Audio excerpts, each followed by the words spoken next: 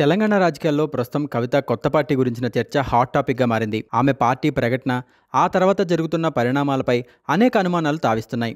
అయితే ఈ మొత్తం వ్యవహారం వెనుక కేసీఆర్ మాస్టర్ ప్లాన్ ఉందని, బీఆర్ఎస్ పార్టీ వ్యూహాత్మకంగా కవితను ముందుకు నెట్టిందని బలమైన వాదన వినిపిస్తోంది. ప్రజల్లో ఒక వర్గం ఈ అభిప్రాయాన్ని బలంగా వ్యక్తం చేస్తోంది.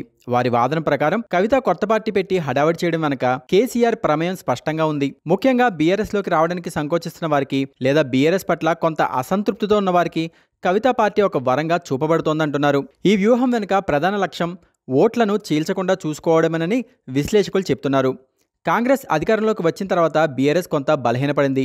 ఈ సమయంలో బీఆర్ఎస్ ఓట్ బ్యాంకును కాపాడుకోవడంతో పాటు ఇతర పార్టీల వైపు వెళ్లే అవకాశం ఉన్న ఓట్లను తమ వైపుకు మళ్లించుకోవాల్సిన అవసరం ఉంది. కవితా పార్టీని తెరపైకి తేవడం ద్వారా బీఆర్ఎస్ ప్రత్యక్షంగా చేరలేని, కానీ బీఆర్ఎస్ సిద్ధాంతాలకు దగ్గరగా ఉన్న ఓటర్లను ఆకర్షించవచ్చని భావిస్తున్నారు. మరోవైపు బీఆర్ఎస్ నుంచి బయటపడిన లేదా అసంతృప్తితో ఉన్న నాయకులు, కార్యకర్తలకు కవితా పార్టీ ఒక వేదికగా ఉపయోగపడవచ్చు. ఇది బీఆర్ఎస్ లోపల ఉన్న విభేదాలను తగ్గించి పార్టీ ఐక్యతను కాపాడడానికి కూడా పరోక్షంగా సహాయపడుతుందని కొందరు అభిప్రాయపడుతున్నారు. కవిత తనదైన శైలిలో ప్రజల్లోకి వెళ్లడం, కొత్త నినాదాలు ఇవ్వడం ద్వారా ఒక నూతన ఆకర్షణను సృష్టించి తద్వారా బీఆర్ఎస్ కూటమికి లాభం చేకూర్చే అవకాశం ఉందని అంచనా వేస్తున్నారు. అయితే ఈ వాదనలో నిజమెంత అనేది రాబోయే రోజుల్లో స్పష్టమవుతుంది. కవిత పార్టీ ఎంత మేరకు ప్రజల్లోకి వెళ్తుంది, ఎంతమంది నాయకులను ఆకర్షిస్తుంది, మరియు అది బీఆర్ఎస్ కు ఎంతవరకు ప్రయోజనం చేకూరుస్తుందనేది వేచి చూడాలి. ప్రస్తుతానికి కవిత కొత్త పార్టీ వెనుక కేసీఆర్ వ్యూహాత్మక అడుగు ఉందని ప్రజల్లో భావన ఉంది.